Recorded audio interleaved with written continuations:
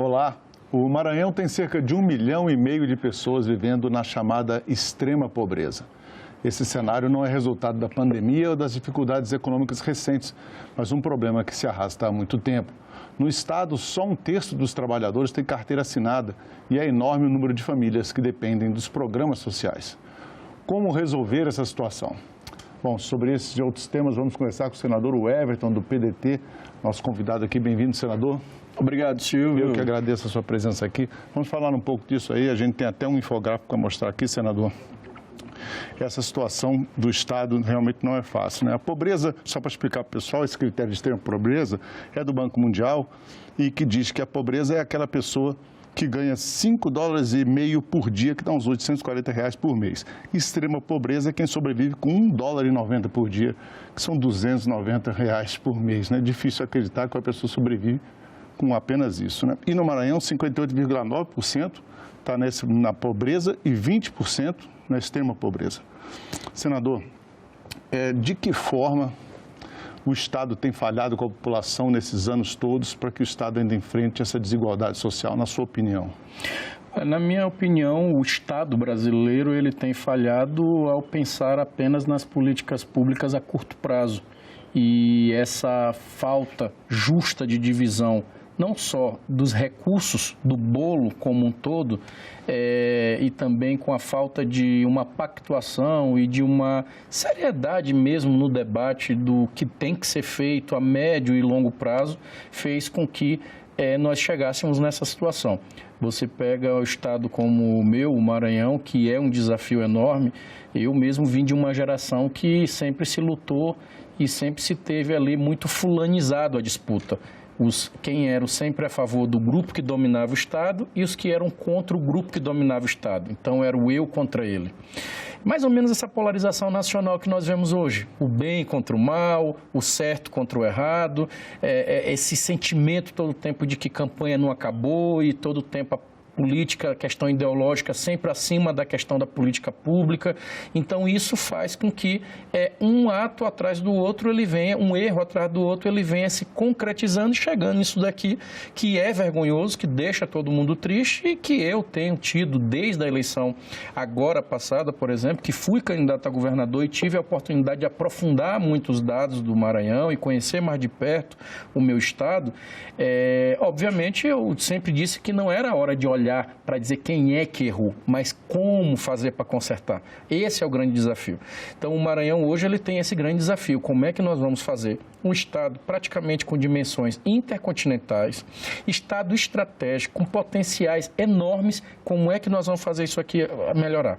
Essas cidades, a maioria dos municípios do Maranhão são municípios que hoje a sua vocação econômica é o seu fundo de participação, ponto.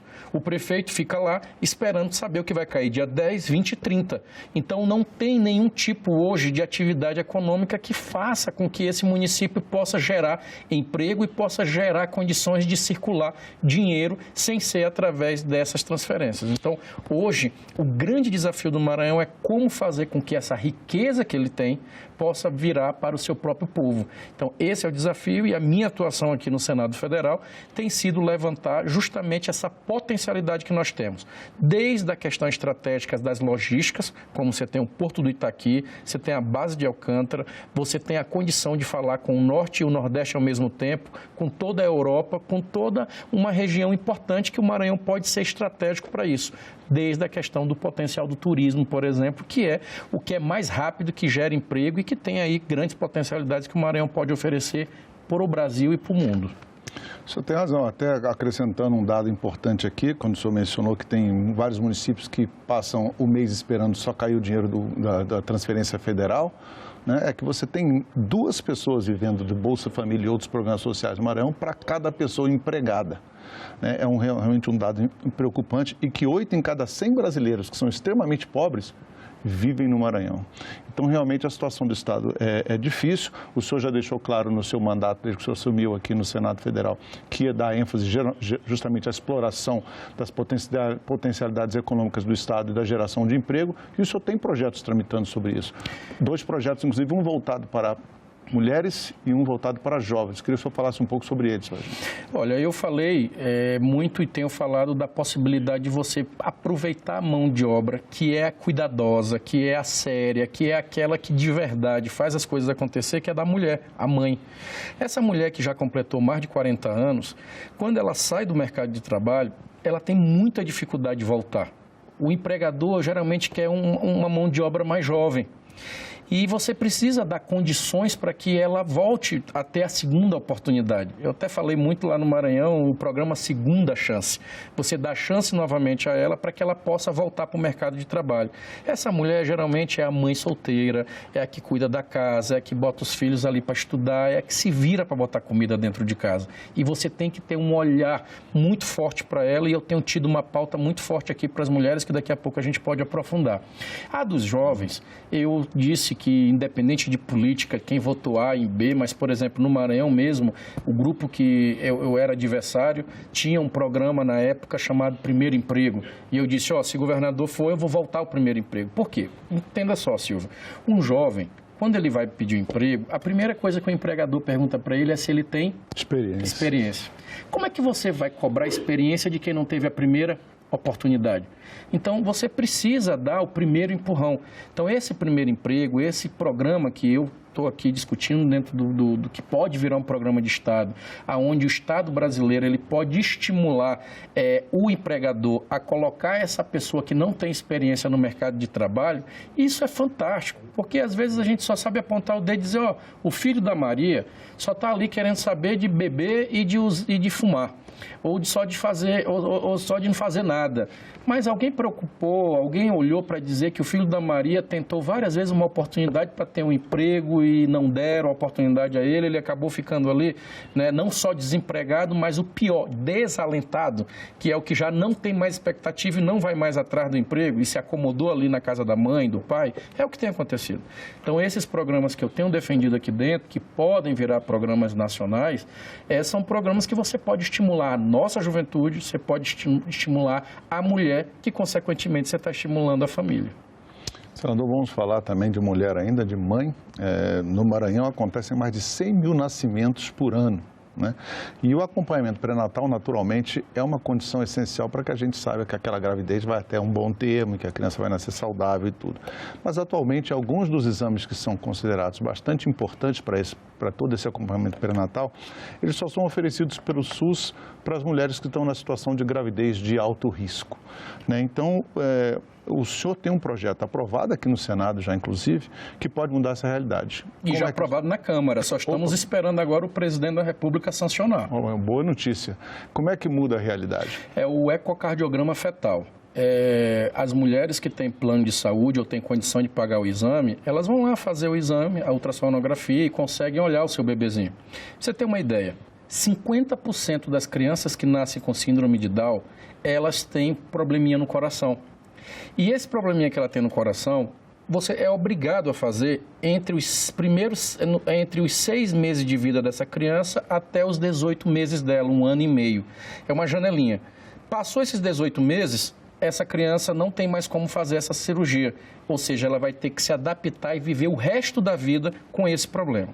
Então, se você faz a ultrassonografia, e aí você tem como saber que aquela criança tem síndrome de Down ainda na barriga. E lá tem vários procedimentos que dá para fazer ainda na gestação. Isso para salvar a vida da criança e também evitar mais custos para o Sistema Único de Saúde.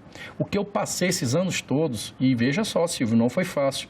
Esse projeto eu dei entrada como deputado federal em 2016. Agora, em 2023, que foi aprovado lá e conseguimos aprovar aqui no Senado Federal. Esse projeto, ele é um projeto que parece ser tão simples e que é óbvio e que nós que passamos esses anos todos aqui brigando para dizer que a mulher pobre, a mãe que vai ser mãe, ela tem um direito que todo cidadão tem de acesso à saúde. O básico, você consegue fazer a identificação prévia de alguns riscos e de alguns problemas que o bebê ou a mulher possa vir a ter durante a gravidez e logo no parto, durante o parto, que você poderia estar evitando. Então, hoje, para você ter ideia, a mulher que tem condição de ter um plano de saúde ou pagar seu exame, durante a gestação ela faz cerca de 7 até os próprios 9 meses, todo mês ela faz um ecocardiograma, né? A média é 5, 6, enfim. E muitas nunca tiveram nem acesso a um exame. Então, é muito desproporcional, é muita desigualdade, era muita injustiça. Então, eu te confesso que eu fiquei muito feliz, foi semana retrasada, e eu estou muito feliz e estou torcendo muito para que o presidente Lula sancione logo esse projeto e dê essa oportunidade e faça essa justiça às mulheres, às mamães do Brasil. O problema, no caso aí, era a falta de equipamento no SUS? Não, é porque hoje era uma resolução. Né? Essas resoluções que há muito lobbies aí, a gente sabe como funciona isso, e aí acaba que não estava incluído de verdade como uma política pública. Então, precisava se colocar dentro da legislação para dizer, aqui agora, a partir de agora é obrigado, não é favor que vão fazer para essa mãe. Quando está em risco. Quando é que você sabe que ela está em risco ou não? Só depois que ela está no processo de perca daquela criança, de um aborto, por exemplo, que não seja espontâneo e tudo. Então, nós estamos agora legalizando esse exame para que ela possa acompanhar com dignidade a sua gravidez. Vamos continuar falando de saúde, senador. A gente tem um outro infográfico aqui para mostrar sobre a questão da situação de câncer. Casos de câncer no Maranhão, né? O câncer de próstata no Maranhão atinge 56,47 a cada 100 mil homens. É uma incidência bastante razoável. O câncer de mama, 28,7 a cada 100 mil mulheres tem essa doença. A fonte é o Instituto Nacional do Câncer. O senhor é muito preocupado com essa doença, é evidente, tá? Pode-se ver aqui que a incidência somente desses dois cânceres já é bastante grande, já é altíssima no Maranhão. Então, o senhor tem procurado aqui, trabalhando dentro do Congresso, atuado para transferir recursos para viabilizar o atendimento desses pacientes com hospitais em várias cidades do estado. Como é que está esse trabalho, senador? Olha, a Organização Mundial de Saúde, ela diz que em 2030, ou seja, daqui 7 anos, menos de 7 anos, a cada 2 mortes que tiver no mundo, infelizmente uma poderá vir a ser de câncer. Então, é uma doença que, quando a pessoa, infelizmente, descobre que tem, não é ela só que fica doente ou tem que se tratar, acaba sendo toda a família. A família sofre aquilo junto. Então, eu tenho tido essa luta já ainda como deputado federal e agora como senador da República, tive a oportunidade de intensificar, de aumentar essa luta. Como? Mandando recursos para o Estado. Nós mandamos recursos todos os anos para a Fundação Aldenora Bello, o Hospital Aldenora Bello, que é de São Luís do Maranhão. Isso. Esse hospital tem um trabalho fantástico e ele atende tudo, faz do início ao fim o tratamento. A nossa bancada federal destinou recursos para que o Aldenora Bello construísse em Pinheiro, que é a maior cidade da região da Baixada Maranhense e uma das regiões mais pobres do estado. Nós estamos construindo lá um hospital de 40 leitos que está praticamente pronto. A qualquer momento vai ser inaugurado esse hospital, onde ele vai fazer lá o tratamento completo da luta, do enfrentamento ao câncer na região da Baixada Maranhense. E também quem precisar procurar lá, porque ele é um hospital porta aberta. Em Imperatriz, eu tive também a satisfação e a alegria, que é minha terra natal, Imperatriz, de presentear a cidade com o Hospital de Amor, aquele lá de Barretos, em São Paulo. Então, nós levamos a equipe do Hospital de Barretos para a Imperatriz, eles conheceram lá a necessidade da região e hoje está funcionando o Hospital Dia, exclusivo para as mulheres. Então, esse Hospital Dia, pequenas intervenções já poderão ser feitos lá. A mulher entra de manhã cedo e ela pode, já tem um centro cirúrgico, ela vai poder fazer a sua pequena cirurgia, intervenção, e à noite ela já vai poder ir para casa. Casos mais complicados, lá vai ser um centro de diagnóstico para fazer justamente esse scanner, para saber fazer essa prevenção, que é o mais importante. Hoje, a nossa grande luta é fazer o diagnóstico, porque quando você descobre cedo, a chance de cura é mais de 95%. E então, nós temos hoje 2 carretas Imperatriz que estão rodando os municípios fazendo o exame preventivo, através da mamografia e através do exame do colo de útero. Ou seja, nesses exames que já foram feitos ao longo de mais de um ano, que já está em funcionamento, já se descobriu quase uma centena de casos que estão propensos a ser casos de início de câncer, que já estão sendo já encaminhados para tratamento, ou seja, vidas que estão sendo poupadas, vidas que estão sendo salvas e as mulheres que precisam de verdade serem cuidadas. Essa tem sido a nossa luta permanente lá no Maranhão.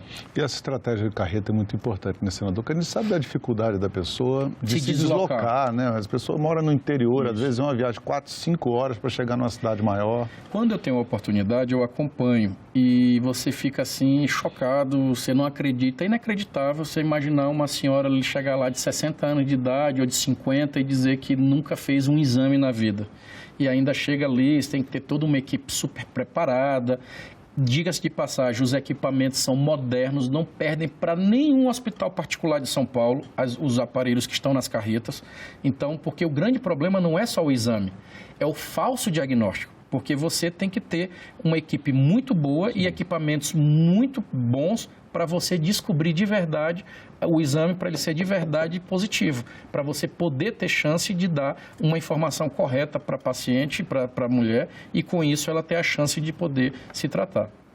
Senadora, a CCJ do Senado aprovou recentemente também um outro projeto de sua autoria. O senhor está tendo realmente um desempenho parlamentar muito ágil esse ano aqui na Casa, né?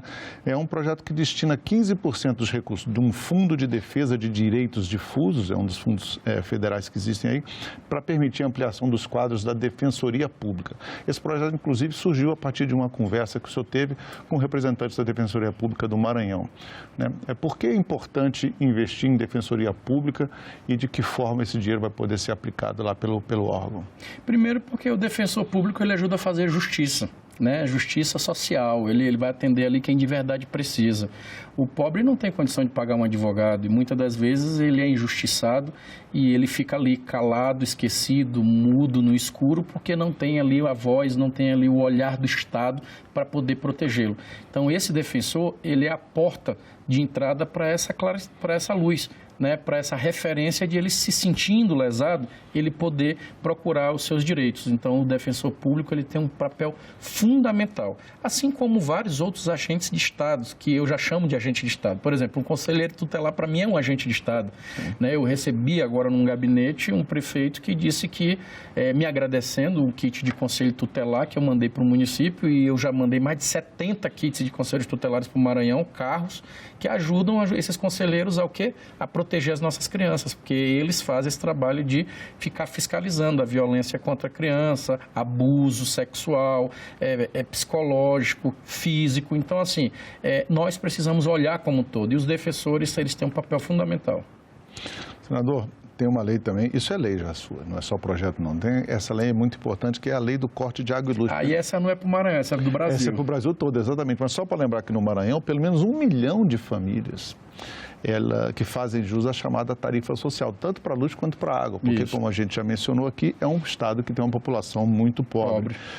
Mas mesmo assim, né, mesmo com essa tarifa social, que reduz bastante o preço da energia e da água que eles consomem, as dificuldades econômicas, o desemprego, acabam fazendo com que a pessoa, às vezes, não consiga pagar a conta e aí corre risco de ter essa conta cortada. O seu projeto, a sua lei, limitava os dias em que esse corte do serviço público podia ser feito. Por que não fazer o corte de energia nesses dias, as sextas, finais de semana, véspera de feriado e feriado? Deixa eu aproveitar para quem está me assistindo, pode ser do Rio Grande do Sul, lá da Paraíba, ou de São Paulo, ou daqui de Brasília.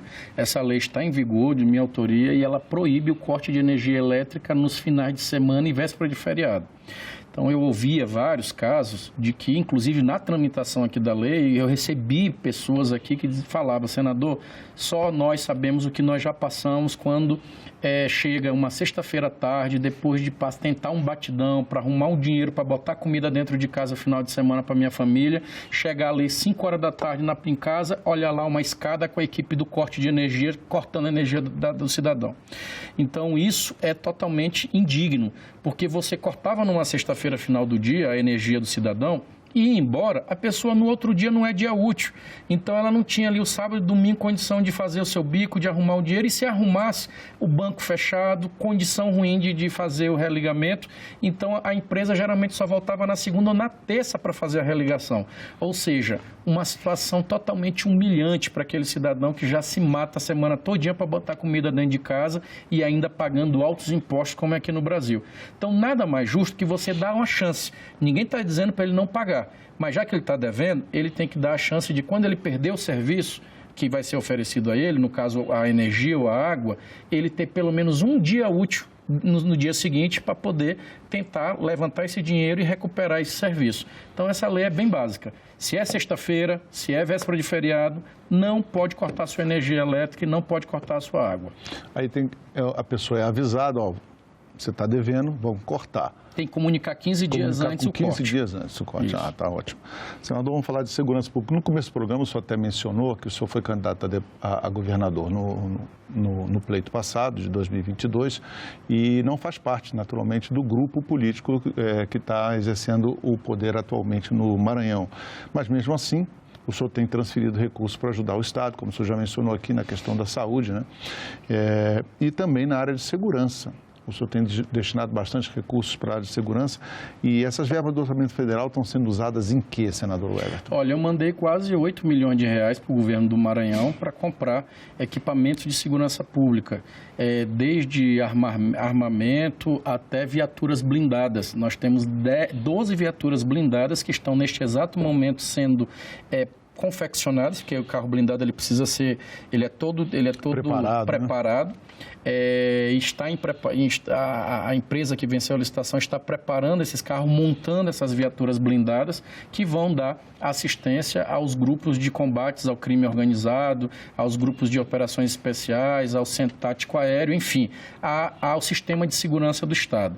São as primeiras viaturas no sistema de segurança do Estado blindadas que elas vão ter na história do Maranhão, vão ser essas 12, todas caminhonetes destinadas com recursos que eu enviei para o Estado. Nós enviamos também, já está lá no Estado, ainda não entregaram para os municípios, mas já está lá, já fiz até vídeo na concessionária, de 8 viaturas que vão ser destinadas para a Patrulha Maria da Penha, para ajudar justamente as nossas mulheres. Então, em municípios estratégicos, onde o Ministério Público, na época, me informou, onde a incidência de números de casos de violência estavam e estão muito grandes. Então, nós destinamos esses 8 carros para essas 8 cidades implantarem as suas patrulhas Marias da Penha. Açailândia, Bacabal, Barra do Corda, Chapadinha, Codó, Itapecuru, Timon e Viana. E Viana, isso aí. E então, assim, eu tenho feito essa destinação justamente porque não é para o grupo ou para o governador no qual eu disputei com ele e não somos aliados, não é para ele, é para o Estado. Eu sou senador do Estado do Maranhão. Então, isso para mim é muito claro. O que for a favor da população, ele aqui sabe que eu vou estar sempre com o meu gabinete e o meu mandato aberto para ajudar o Estado do Maranhão e sem dificuldade, sem picuinha, sem nenhum tipo de problema, até porque, como foi mostrado aqui no Info, nós já temos problemas demais para ficar nas brigas pequenas, onde quem perde é o povo. Senador, eu observei que o senhor comentou na sua conta do Instagram uma iniciativa que o senhor tomou agora mesmo, nesse mês de maio. O senhor apresentou uma proposta para o Ministério do Desenvolvimento Social para incluir no CAD único, que é aquele cadastro geral dos programas sociais do governo federal, os portadores de transtorno do espectro autista. Que benefícios sociais o senhor está sugerindo que eles recebam por meio desse CAD único? Primeiro, que eles sejam identificados, porque se você, no censo, você não consegue saber realmente quantos são, como que você vai definir uma política pública real, inclusiva e séria aqui no país? Então, é necessário eles estarem sendo incluídos, e isso parte a partir de um questionário, de uma pergunta objetiva, mas que já era para existir também, e que, por incrível que pareça, não tinha no cadastro único essa pergunta, se tinha ou não, e fazer essa identificação. Então, na verdade, é um rastreamento que eu estou propondo, para que daí você saiba de verdade o que enfrentar diante do diagnóstico que vai ser ter. O senhor esteve também no Instagram comemorando muito a criação da Frente Parlamentar dos BRICS. O senhor até é vice-presidente dessa frente, né? Como é que o senhor acha que os BRICS, essa frente parlamentar atuando politicamente nesse sentido, pode auxiliar, por exemplo, o Maranhão a desenvolver projetos com financiamento internacional, digamos, em áreas que o senhor já defende também muito que sejam incentivadas no Estado, de energia verde? Você tem a possibilidade da energia verde, a possibilidade da logística, porque os BRICS eles têm interesse principalmente no que trata de infraestrutura e logística que ajude em cooperações mútuas. Então, nós temos o Matopiba no Maranhão, a capital do Matopiba é o estado do Maranhão. Então, você tem ali as ferrovias, um porto estratégico, uma base estratégica, você tem condições de, em projetos estruturantes, ajudar no desenvolvimento do Estado. E o BRICS ele pode ser uma porta fundamental de financiamento para ajudar em projetos estruturantes como esses, além de um potencial enorme que é a nossa energia limpa. Nós temos lá, se você for atrás da energia solar, da eólica, se você tiver condição hoje de investir para descobrir hoje o que é essa nova fonte de energia, que é através dessas soluções que estão sendo construídas, nós vamos conseguir, com certeza e de forma muito rápida, dar soluções e ajudar a gerar riqueza para o Estado. Senador Everton, muito obrigado pela sua presença no programa. Eu que agradeço, Silvio, agradeço a todos os telespectadores aqui da TV Senado, aos ouvintes da Rádio Senado, e falar que nós estamos sempre à disposição, trabalhando a favor não só do Maranhão, mas do Brasil, porque eu tenho certeza que nesse momento de muita dificuldade é hora de ter juízo e trabalhar para o que importa, que é resolver ou dar perspectiva para as pessoas que elas querem de verdade, é isso, é emprego, comida na mesa e oportunidade de trabalho. Mais uma vez, obrigado, senador. E eu agradeço também a você que nos acompanhou. Lembrando que essa entrevista já está disponível para você rever ou compartilhar no nosso site senado.leg.br/TV, no nosso canal do YouTube ou em podcast nas principais plataformas de áudio. Obrigado pela companhia. Até o próximo assunto de Estado.